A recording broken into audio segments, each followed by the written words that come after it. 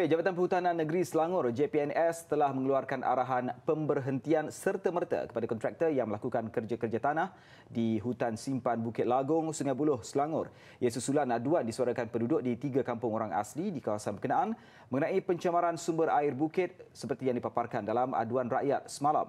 Melalui mesyuarat Jawatankuasa Tindakan Daerah Penyelesaian Jangka Panjang, turut dirangka untuk menyalurkan bekalan air bersih dan terawat kepada penduduk orang asli melalui pengurusan air Selangor Berhad. Ikuti laporan siri kedua wartawan Aduan Rakyat Khairul Rizwan Azizan.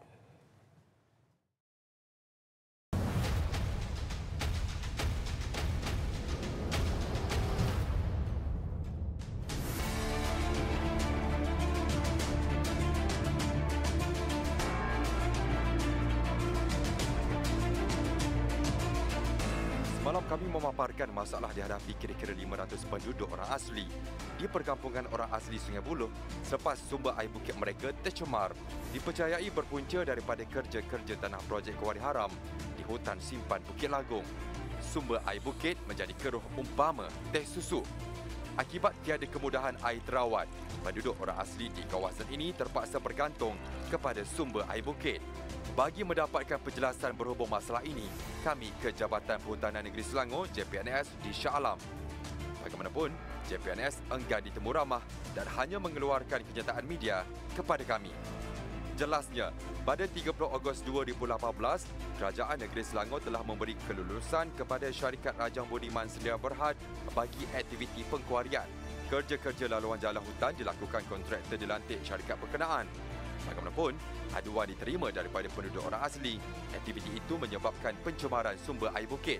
Lantas arahan pemberhentian serta-merta kepada kontraktor sudah dikeluarkan JPNS setelah pertemuan diadakan dengan penduduk orang asli pada 14 Mei dan agensi berkaitan pada 21 Mei lalu.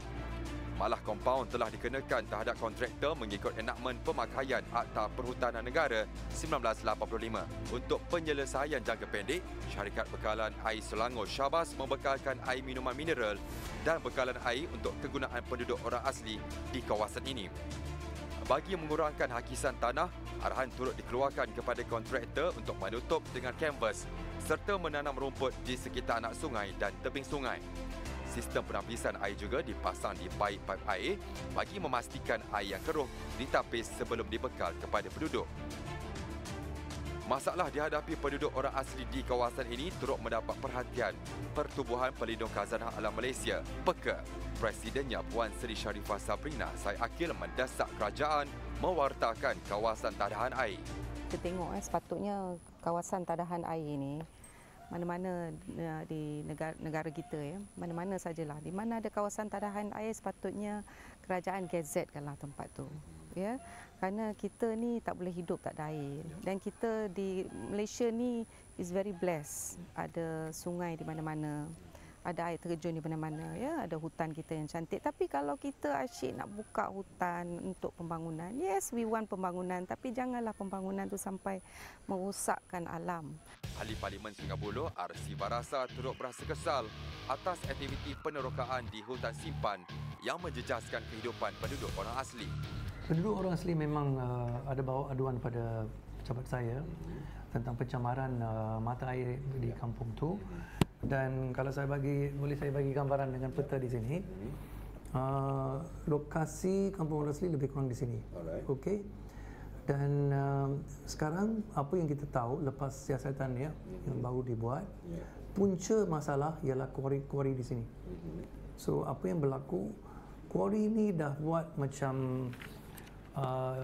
boleh saya sebut secara tidak ikut prosedur, tidak ikut undang-undang. Mereka dah buat pembersihan yang tidak dibenarkan begini. Dan seterusnya, sungai ini tidak boleh dilihat dengan jelas di sini, tapi sungai ini mengalir macam ini. Beliau berjanji akan membawa masalah berkenaan kepada Menteri Besar Selangor Aminuddin Syari untuk mendapatkan penyelesaian segera. Emailkan aduan anda beserta nombor telefon untuk dihubungi ke aduanrakyat 3.0@tv3.com.my. Laporan Khairul Rizwan Azizan, Aduan Rakyat TV3, kami prihatin.